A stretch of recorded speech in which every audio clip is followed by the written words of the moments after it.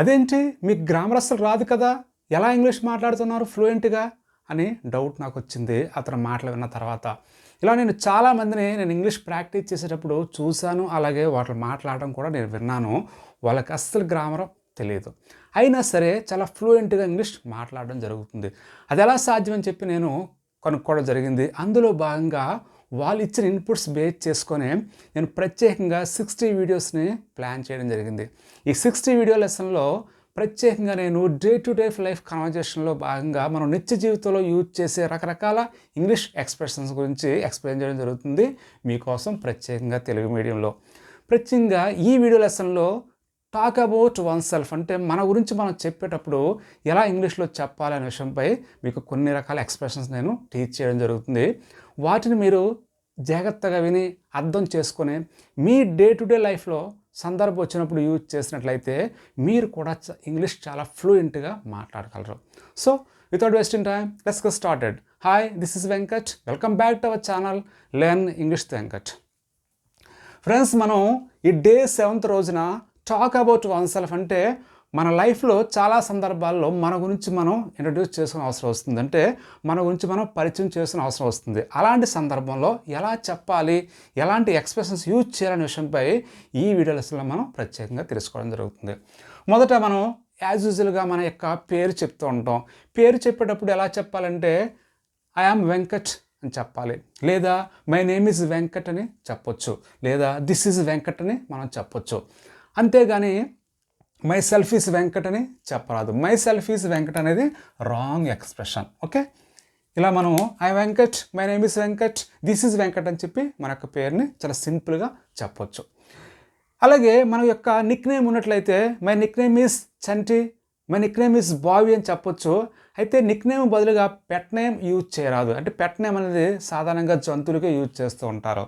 అలాగే మనకి మారు పేరు ఉన్నట్లయితే, మనకి వేరొక పేరు మారు పేరు ఉన్నట్లయితే ఇలా చెప్పొచ్చు, వెంకట్ అలియాస్ బాబీ అని చెప్పొచ్చు. అంటే నాకు ఒరిజినల్ నేమ్ వెంకట్, కానీ బాబీ అని కూడా పిలుస్తూ ఉంటారని చెప్పి దాని యొక్క అర్థం వస్తుంది.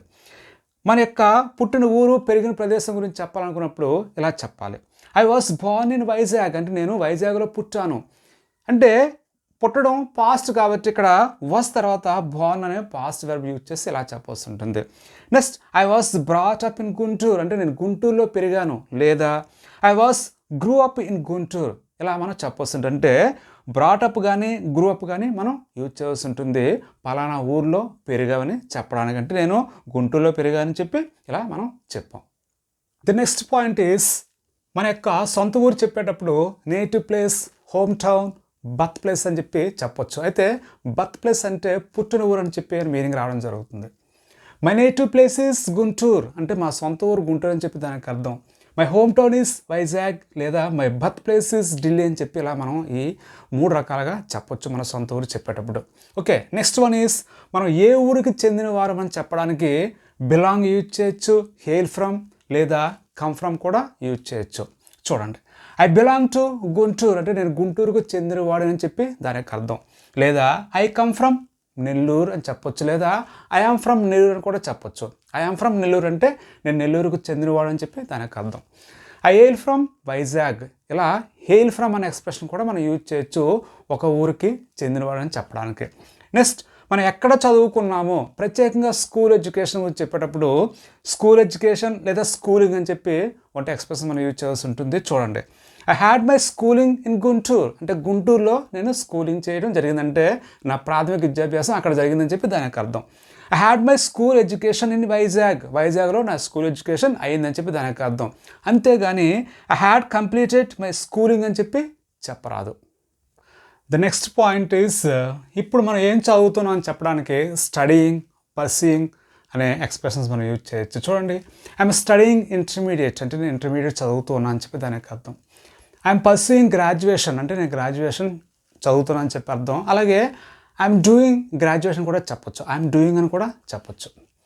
నెక్స్ట్, ఏం చదివామో చెప్పడానికంటే మనకు ఆల్రెడీ అయిపోయిన ఎడ్యుకేషన్ గురించి చెప్పడానికి ఎలా చెప్పాలంటే ఐ హ్యావ్ కంప్లీటెడ్ గ్రాడ్యుయేషన్, నేను గ్రాడ్యుయేషన్ కంప్లీట్ చేశాను, లేదా ఐ హ్యావ్ డన్ గ్రాడ్యుయేషన్ కూడా చెప్పొచ్చు. I have finish post graduation అంటే పీజీని నేను ఫినిష్ చేశానని చెప్పి ఇలా చెప్పొచ్చు. I'm a graduate in science, I'm a post graduate in commerce. ఇలా మనం డైరెక్ట్గా I'm a graduate, I'm a post graduate అని చెప్పి చెప్పొచ్చు. అది ఏదైతే స్ట్రీమ్ ఉందో ఆ స్ట్రీమ్ని మనం ఇక్కడ మెన్షన్ చేస్తూ ఇలా చెప్పొచ్చు. Next one, I completed my graduation in 2023. ఇక్కడ మీరు జాగ్రత్తగా అబ్జర్వ్ చేసినట్లయితే మనం పర్టికులర్ ఇయర్ మెన్షన్ చేసినట్లయితే ఇలా ఐ కంప్లీటెడ్ అని చెప్పాలి, లేదా ఐ ఫినిష్డ్ అని చెప్పాలి. అలా కాకుండా మనం ఇయర్ మెన్షన్ చేసే ఉద్దేశం లేకపోయినట్లయితే ఐ హ్యావ్ కంప్లీటెడ్, లేదా ఐ హ్యావ్ ఫినిష్డ్, లేదా ఐ హ్యావ్ డన్ అని చెప్పి చెప్పాల్సి ఉంటుంది. నెక్స్ట్, మనం ఉద్యోగం చేస్తున్నాం అని చెప్పడానికి ఐఎమ్ ఎంప్లాయిడ్, లేదా ఐఎమ్ ఏ జాబ్ హోల్డర్ అని చెప్పి చెప్పొచ్చు. ఐఎమ్ వర్కింగ్ అని కూడా చెప్పొచ్చు. అలాగే I'm working as an accountant, అంటే ఏ పోస్ట్లో పనిచేస్తున్నాం అని చెప్పడానికి ఇలా I'm working as an accountant అంటే కూడా చెప్పొచ్చు.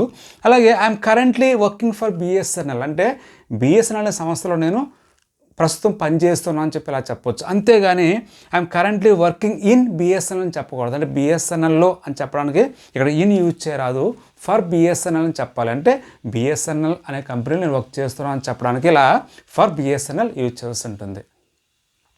Friends, the next point is మనం ఖాళీ సమయంలో ఏం చేస్తూ ఉంటామని చెప్పడానికి leisure, free time, spare time ఉంటే ఎక్స్ప్రెషన్స్ యూజ్ చేయొచ్చు. I spend my leisure by reading books. నా ఖాళీగా ఉన్న సమయంలో బుక్స్ చదువుతూ ఉంటా అని చెప్పి ఇలా చెప్పాం. ఇక్కడ లీజర్ తర్వాత టైం యూజ్ చేయరాదు. అంటే I spend my leisure time అని చెప్పరాదు. I spend my leisure by reading books అని చెప్పి చెప్పాల్సి ఉంటుంది. Next, I watch movies in my spare time, లేదా ఇన్ మై ఫ్రీ టైం అని చెప్పి చెప్పొచ్చు. నెక్స్ట్ వన్, మన యొక్క అలవాట్ల గురించి చెప్పేటప్పుడు హాబీ, పాస్ట్ టైం వంటి ఫ్రేజెస్ మనం యూజ్ చేయొచ్చు. చూడండి, my hobby is listening to music. అంటే నా యొక్క హాబీ ఏంటంటే సంగీతం వినడం. ఇక్కడ లిసనింగ్ తర్వాత ఎప్పుడు కూడా టు అనే ప్రిపోజిషన్ యూజ్ చేయాల్సి ఉంటుంది. Next, listening to music is my hobby, ఇలా కూడా మనం చెప్పొచ్చు. అలా కాకుండా మనకి ఒకటికన్నా ఎక్కువ హాబీస్ ఉన్నట్లయితే అలాంటప్పుడు ఇలా చెప్పాల్సి ఉంటుంది. My hobbies are listening to music, dancing. Listening to music and dancing అని చెప్పి చెప్పాల్సి ఉంటుంది. అంటే ఒకటికన్నా ఎక్కువ హాబీలు చెప్పేటప్పుడు మనం ఆర్ యూజ్ చేయాలి.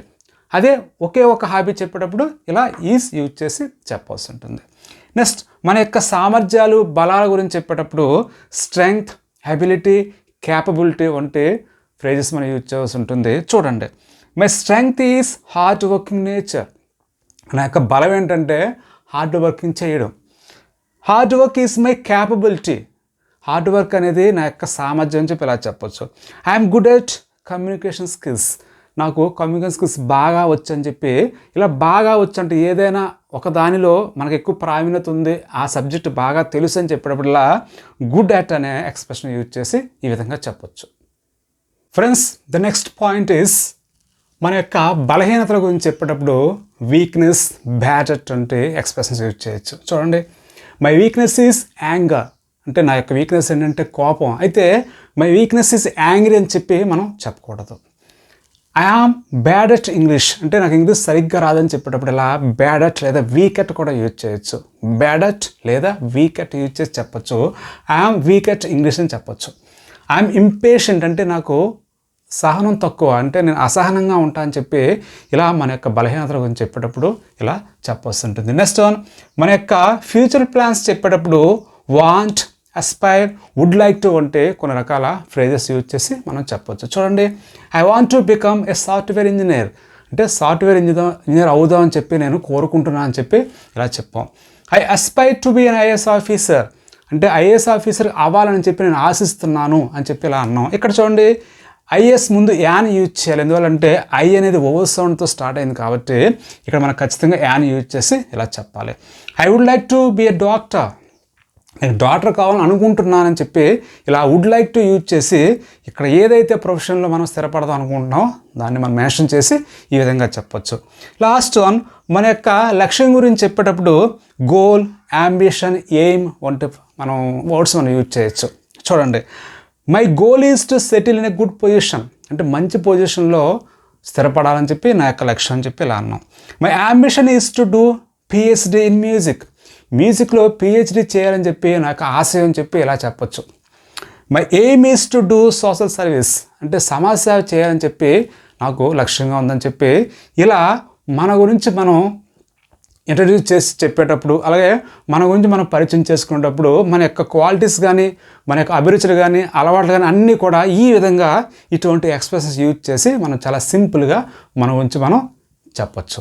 ఓకే ఫ్రెండ్స్, మీకు ఎటువంటి వీడియోస్ కావాలి, మీరు ఇంగ్లీష్ నేర్చుకోవాలంటే ఎలాంటి టెక్నిక్స్ మీకు అవసరం, ఇలాంటి మీకు ఉన్న డౌట్స్ అన్నీ కూడా కమెంట్స్ రూపంలో నాకు మీరు వ్యక్తం చేసినట్లయితే నేను వాటికి ఆన్సర్ చేయడం జరుగుతుంది. అలాగే వాటిని బట్టి నేను మరికొన్ని వీడియోస్ మీకు అందించడానికి వీలవుతుంది. పూర్తిగా వీడియో చూసిన తర్వాత లైక్ చేసి కామెంట్ కూడా చేయండి. Thank you for watching. Take care. Keep learning.